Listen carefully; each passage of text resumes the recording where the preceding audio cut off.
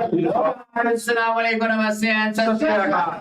आप सब उम्मीद है आप सब खैरियत से होंगे, खुशहाल होंगे, फिटफाट होंगे, खूब मजे में होंगे। कजन मदन की तरफ से हम मैं आपके होस्ट, मेरा नाम मोहम्मद शबान और मेरे साथ मौजूद है जी। और मैं हूं आपका अपना मोटा भाई, मैं हूं मिस्टर पतलू। अच्छा जी, आज हम देखने जा रहे हैं, जिस तरह हमने ना रिसेंटली एक वीडियो की थी मोटा भाई के, हमने ना कंपैरिजन किया था मोहम्मद अली जिन्ना के हाउस का और अपना नेहरू, अपना क्या नेहरू गांधी जी के हाउस का, यानी जो फाउंडर्स थे इंडिया और पाकिस्तान के, इनका बेसिकली हमने कंपैरिजन किया था। तो उसके नीचे मैंने कमेंट्स पढ़े हैं और मैं हैरान हो गया हूँ, और सुन के भी देख के भी, के नीचे सबसे पहले बात उन्होंने लिखी हुई थी कि यार आप लोगों को तो हिस्ट्री का बेसिकली पता ही नहीं है कि हुआ क्या था उस वक्त में। आप लोगों को पता है कि मोहम्मद अली जिन्ना जो फाउंडर ऑफ पाकिस्तान थे, उन्होंने वो बेसिकली कहाँ से वो बिलोंग करते थे? दिल्ली में घर बताया था। वो गुजरात से बिलोंग करते थे बेसिकली। गुजरात में बहुत बड़े ताजिर थे। इनकी अव्वल खानदान जो है ये ताजिरों का खानदान था। उधर से ये फिर 80s में या क्या नाम है, फिर ये कराची मेरे ख्याल मूव ऑन इन्होंने किया था। तो बेसिकली पीछे से जो इनके दादा परदादा जो रहने वाले थे वो बेसिकली गुजरात से थे। तो उसके बाद जो है फिर क्या नाम है, इनके दादा का नाम भी मेरे ख्याल में पूंजा अली इस तरह का नाम था उनका। हमने अक्सर किताबों में भी पढ़ा हुआ है। तो हमें इस चीज के बारे में ये चीज नहीं मुझे पता थी कि इनका मुंबई में भी बहुत बड़ा बेंगलोर टाइप, यानी कि इनका जो मेन जो रेजिडेंस है ना, अभी भी जो इनकी मेन अभी भी वैसे के वैसे ही है। गवर्नमेंट तो जाकर हम रह सकते हैं वाला जो बेंगलोर कह सकते हैं, और उस दौर का आलीशान बंगला उन्होंने मुंबई के अंदर बनाया हुआ था। तो आज इतना कीमती फर्नीचर कायदे मेरे घर में कहाँ से आ गया यार? बिल्कुल, चलो विजिट कर लेते हैं। आज हमारी ऑडियंस ने कहा था कि यार उनका जो बंगलो है वो तो मुंबई वाला, वो तो बिल्कुल। चलो तो चलते हैं जी, तो विजिट कर लेते हैं। तो लेट्स गेट स्टार्टेड, स्टार्ट करते हैं जी। लेकिन उससे पहले अगर आपने वो कुजन ट्राई नहीं किया तो वो कुजन ट्राई कर लें। लिमिटेड ऑफर आ चुकी है, ऑफर खत्म होने वाली है, जल्दी से जाएं भाई, जल्दी से जाएं। बस एक रीजन है। ये मुंबई का वही बंगलो है जहां पर मोहम्मद अली जिन्ना जो पाकिस्तान के फाउंडर थे वो यहीं पर रहा करते थे। उनकी गांधी जी के साथ, नेहरू जी के साथ, सुभाष चंद्र बोस जी के साथ यहीं पर मीटिंग्स हुआ करती थी, और इंडिया और पाकिस्तान को बांटने का फैसला भी इसी बंगलो में लिया गया था। लेकिन 1946 में जिन्ना ये बंगलो को छोड़कर पाकिस्तान के कराची में चले गए थे, ये सोचकर कि बंटवारे के बाद जब भी वो बॉम्बे घूमने आया करेंगे तभी वो इसी बंगलो में रहा करेंगे। लेकिन उनको क्या पता था कि वो वापस कभी इंडिया आ ही नहीं पाएंगे बंटवारे के बाद। आगे वीडियो में हम समझेंगे कैसे पाकिस्तान वालों को इंडिया में ये पाकिस्तान की एम्बेसी बनानी थी और जिन्ना का डेडिकेटेड एक म्यूजियम बनवाना था इंडिया के अंदर, लेकिन ये कभी इंडियन गवर्नमेंट ने पॉसिबल नहीं होने दिया। हाय गाइस, आज के ब्लॉग में हम लोग आए हुए हैं मुंबई के मलाबार हिल्स में, जहां पर है ना आज के टाइम पर काफी पॉलिटिशियंस और बिलियनर्स रहा करते हैं। वैसे है ना यहाँ पर पार्टीशन के पहले है ना यहाँ पर मोहम्मद अली जिन्ना जो कि पाकिस्तान के फाउंडर या फिर पाकिस्तान का फादर भी कहा जाता है उनको, वो देखो इसी वाले बंगलों में यहाँ पर रहा करते थे। और इसी मोहम्मद अली जिन्ना की वजह से ना हमारे भारत के दो टुकड़े भी हुए थे, जिसमें भारत अलग हो गया और पाकिस्तान अलग हो गया। ये वाला जो बंगलो है ना, इसी बंगलो में वो रहा करते थे अपने पूरे फैमिली के साथ। और यहाँ पर है ना काफी सारे पार्टीशन को लेकर भी है ना क्रूशियल इवेंट्स हुए हैं, जहाँ पर जिन्ना की और गांधी जी की मीटिंग्स इसमें काफी बार हुआ करती थी, और पंडित जवाहरलाल नेहरू की, सुभाष चंद्र बोस की, जिन्ना के साथ भी काफी बार मीटिंग्स इसी वाले बंगलो में हुआ करती थी।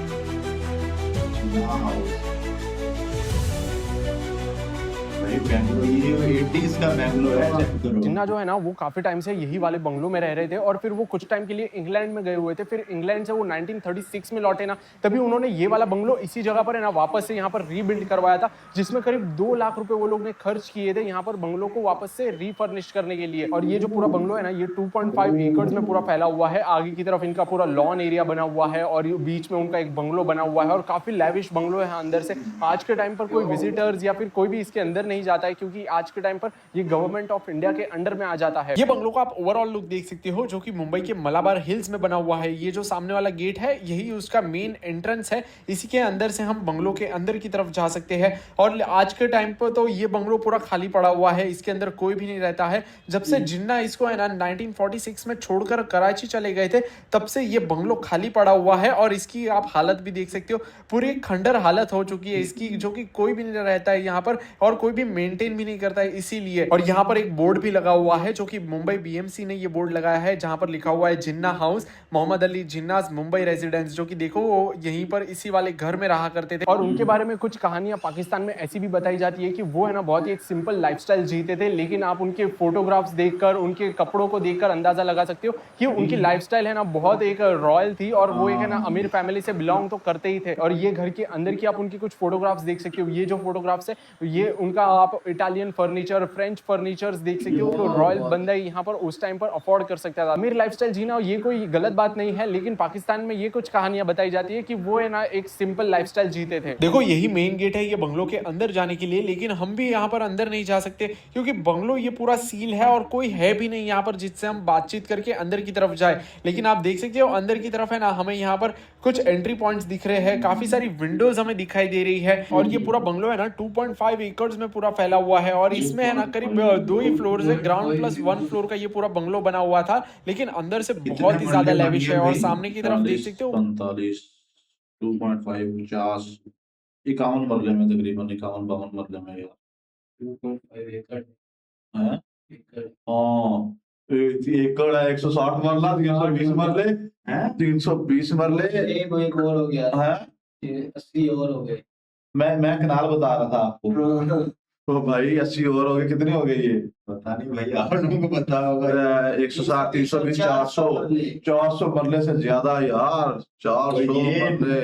80s की बात है। 80s की बात है यार। बंगलों के 20 पूरा ये साल गार्डन का हो गए। एरिया बना हुआ है, वो गार्डन को और ये बंगलों को काफी सालों से मतलब 50-70 ईयर से किसी ने मेंटेन नहीं किया है, इसलिए उसकी हालत कुछ ऐसी हो चुकी है अभी। और ये बंगलों का लुक आप दूसरी तरफ से देख सकते हो, जहां पर आपको कुछ एंट्री पॉइंट्स दिख रहे हैं। ऊपर फर्स्ट फ्लोर पर यहाँ पर आपको कुछ विंडोज दिखाई दे रही है।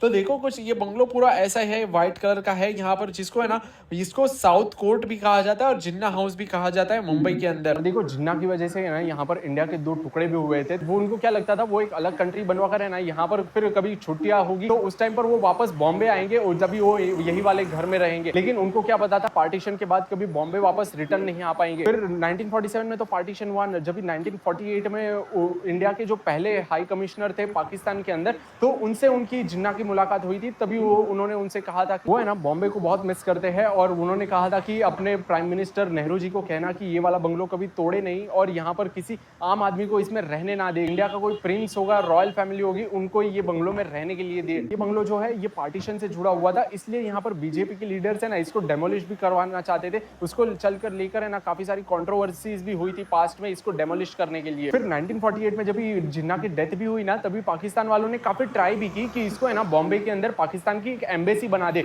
लेकिन फिर वो भी कभी गवर्नमेंट ऑफ इंडिया ने पॉसिबल नहीं होने दिया। और आज तक ये वाला बंगलो है ना किसी को सेल नहीं हुआ है। इसको ले चलकर है ना काफ़ी सारे डिस्प्यूट्स भी हुए थे। यहाँ पर जिन्ना के बेटियों ने इस पे अधिकार भी किया था, लेकिन फिर ये किसी को मिला नहीं था बंगलो। और आज तक ये है ना प्रॉपर्टी गवर्नमेंट ऑफ इंडिया के अंडर आती है और इसके अंदर है ना कोई भी अभी जा नहीं सकता है क्योंकि ये पूरी सील कर दी गई है। और इसकी हालत भी आप देख सकते हो, ये बहुत ही एक खराब कंडीशन में भी पड़ा हुआ है क्योंकि अभी इसको मेंटेन भी कोई नहीं करता है। देखा ही आपने, यही कुछ जिन्ना का घर आज भी यहाँ पर मौजूद है, यहाँ पर मुंबई के मलाबार हिल्स में।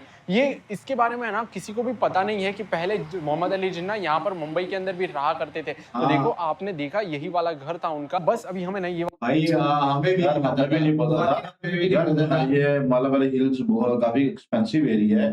यहाँ पे इतनी जो जगह कीमती पड़ी हुई है भाई, इसमें ये तो हमें अलॉट कर देनी चाहिए यार, स्पेशली कजन मजन की टीम को। जब हम इंडिया में जाएं तो हम स्टे कर सकें, ये इसको रिफर्निश कर देना चाहिए वैसे मेरे ख्याल। हाँ वैसे चलो मैं बात करता हूँ उनसे, पॉसिबल हुआ तो जरूर करते हैं भाई साहब।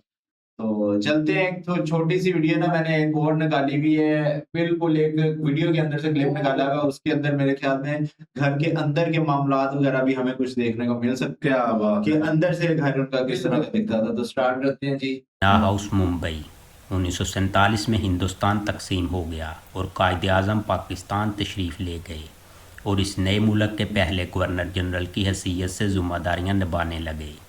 इससे पहले वो मुंबई में रहते थे। कायदे आज़म भाई साहब चारों तरफ से जो है ना वो जंगल के अंदर भी इस तरह है। जहाँ रहते थे, इस कोठी का नाम साउथ कोर्ट है। ये जनूबी मुंबई के इलाके मालाबार हिल्स में वाक़ है। ये इमारत कायदे आज़म ने खुद बनवाई थी। इमारत का डिज़ाइन इस वक्त के मशहूर आर्किटेक्टर क्लॉड बैटले ने तैयार किया था। भाई बाहर से आए थे भाई, बाहर से सारी डिजाइन जितना भी हुआ था बाहर से हुआ था। उस दौर में इस पर 2 लाख की खतीर रकम खर्च हुई थी। इसके लिए संगे मरमर इटली से मंगवाए गए थे। कायद आज़म ने जब बड़े सगीर के मुसलमानों के लिए अलहदा मुल्क कायम कर लिया तो इस कोठी को हमेशा के लिए छोड़कर पाकिस्तान तशरीफ़ ले आए। जिनाह हाउस 2.5 एकड़ जगह पर 1936 में तमीर किया गया था। 1936 में भाई, में यानी कि पाकिस्तान बनने से 11 साल पहले, हाँ 11 साल तक रहे हैं कुछ। हाँ। ये इस वक्त का सियासी मरकज़ भी रहा, जहाँ कायद आज़म, महात्मा गांधी, जवाहरलाल नेहरू और सुभाष चंद्र बोस के दरमियान मुज़ाकरात हुआ करते थे। नंबर 3, दिल्ली का बंगला। कायद आज़म दिल्ली का भी है, दिल्ली में तो है ना। पिछली वीडियो में हमें बताया था उन्होंने कि दिल्ली में पहले रहा करते थे वो। कौन सी पिछली वीडियो? जब हमने वो घर की थी, घर की थी। अच्छा, ये नवाब है, सारे नवाबों के साथ। मोहम्मद अली जिन्ना ने 1939 में दिल्ली में बंगला खरीदने की ख्वाहिश जाहिर की। काफ़ी तलाश के बाद 10 औरंगज़ेब रोड पर वाक़ एक बंगला खरीद लिया। ये बंगला 1.5 एकड़ रकबा पर मुहित था। नीचे तो बात ही नहीं थी ना, इधर हम देख ले 5 मरले 7 मरले उधर एकड़। इसका डिज़ाइन रॉबर्ट टोरसल ने तैयार किया था। जब कायद आज़म हमेशा के लिए दिल्ली छोड़ने वाले थे तो आपने इस बंगला को फ़रोख्त करने का इरादा कर लिया। बहुत से लोग ये बंगला ख़रीदना चाहते थे, लेकिन कायद आज़म ने इसे 2.5 लाख रुपए में अपने दोस्त डालमिया को फ़रोख्त कर दिया। आज के दौर में इस बंगले की कीमत अरबों रुपयों में है। नंबर 4, कायद आज़म। ओके जी, ये 2 चीजें थी। लाल कौन थे भाई? हैं? ये लाल मियाँ कौन? उनके कोई दोस्त वगैरह होंगे भाई साहब, जिस तरह आप हमारे दोस्त हैं, आप भी हमें कोई किले गुले या कोई आप हमें दान कर सकते हैं। यार वो लकड़ी वाले 15 किले लेके आना।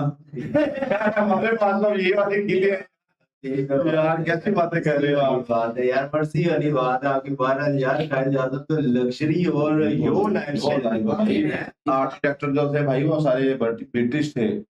अच्छा, इनकी 2 शादियां हुई थी मेरे ख्याल में। अच्छा, हमसे ज्यादा उनको पता है हिस्ट्री का भाई, क्योंकि वो बिलोंग जो वहां से करते थे, बिलोंग करते उनके थे। खानदान का मीटिंग्स वगैरह जो है वो उधर जो होती थी जिना उसमें होती थी, जहाँ पे गांधी जी, नेहरू जी और वो ये चंद्र बोस वो भी उधर जाते थे। तो भाई कहने का मकसद ये है कि ये तो उन्होंने वो उनकी रणनीति होगी कि भाई हम अंग्रेजों से किस तरह जो है ना वो अपनी जान छुड़वा के जो है वो आजादी से। ये भी बहुत बड़ी बात है कि अभी तक उनके बंगलों वैसे के वैसे यार ये इंडियन गवर्नमेंट का डिसीजन देखें, आवाम का प्रेशर काफी है, आवाम का काफी प्रेशर आया, लेकिन उन्होंने भाई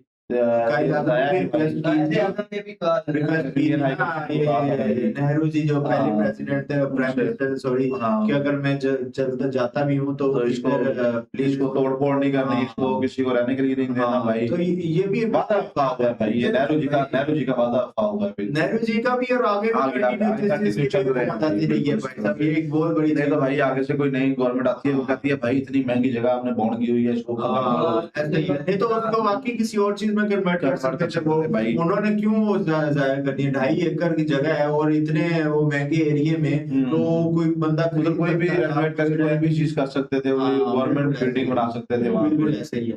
लेकिन यार हमें बड़ी खुशी हुई है और बड़ी हैरानी भी हुई है कि 2 बंगलो थे उधर दिल्ली में भी, एक दोनों ने बेच दिया था। बड़े सिटीज में भाई, दोनों बेच दिया, बाकी एक रह गया था यार। और जो है ना हमें एडजस्ट कर देना। इनके दादा का सुना था मैंने, मेरे ख्याल में ये पीछे जो है ना कोची से भी बिलोंग करते हैं। अच्छा, कोची में ये लोग, ये जो थे ना वो मछलियां वाला ये ताजर थे इन चीजों के। तो उधर से मेरे ख्याल में कोई कम्युनिटी में से कोई इश्यू वगैरह हुए थे या कोई इस तरह से, तो फिर उधर से ये गुजरात चले गए थे या इस तरह कोई सीन हुआ था लास्ट। तो ये थी आज की वीडियो, उम्मीद करते हैं आपको अच्छी लगी होगी। आपको तो मेरे ख्याल में इसमें ज्यादा इंटरेस्ट नहीं होगा, क्योंकि क्या नाम है, पार्टीशन के वक्त तो ये सारे मामला जो थे वो खराब हो गए थे भाई साहब। तो भाई वो खराब हुए नहीं थे, खराब किए गए थे बेसिकली। उनके दरमियान इसमें हम क्लियर कर सकते हैं ना? नहीं देखिए, क्लियर नहीं कर सकते, लेकिन हम गाइड तो कर सकते हैं ना। इसमें जो हमें जो है ना, आपके इन लोगों की हमारी दुश्मनी तो कोई नहीं है भाई, बिल्कुल ठीक है। हमें अगर खराब किया, जिन्होंने हमें खराब किया है वो देखो कितनी आसाइश से जिंदगी गुजार रही है ब्रिटिश। उन्होंने ना कोई अपने बॉर्डर बनाए हैं, ना कोई अपनी वो की है जाया, ना ये कहा ये हमारे दुश्मन है वो हमारे, नहीं बिल्कुल, वो अपनी जिंदगी आसानी से हमें आपस में लड़वा दी है पार्टीशन का टाइम पे, ठीक है ना। वो मेरे दादा भी बताते हैं कि वो होते थे, एक दारा सिंह होता था हमसाया ना पड़ोसी, वो जब दादा के साथ है 90s नहीं इधर थे ना, दोस्त थे उनके हमसाए थे इधर, पाकिस्तान बनने से पहले। तो वो बताते थे कि उन्होंने बहुत सारे लोगों को ना ये पार करवाया था, क्योंकि उन्होंने इंतशार पैदा करवा दिया था ना कि आपस में एक दूसरे को मारो काटो। तो बहुत अच्छे थे भाई, जो रास्ता पार करवाते थे, जो छोड़ के आते थे, इधर वाले उधर वालों को छोड़ के आते थे, उधर वाले उधर वालों को छोड़ के आते थे। तो ये भाई ये सब फैलाई थी उन्होंने चाल, ये आपस में लड़े कटे मरे, अब हमने इनको दे दिया, आपस में लड़वा दिया।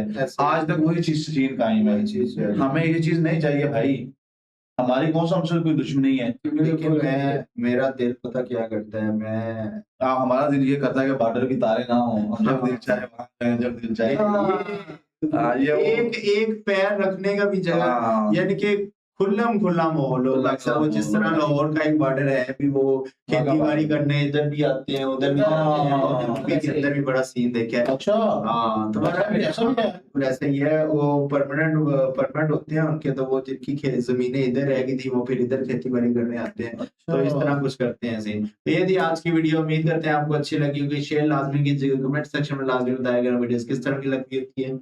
अगर तो वीडियो अच्छी लग रही है तो हमारे चैनल को सब्सक्राइब करें, वीडियो को लाइक एंड शेयर कीजिए, अपने ख्याल रखिएगा। वो कोई लाजमी ट्राई कीजिए, मिलते हैं नेक्स्ट वीडियो में, तब तक stay tuned and take care.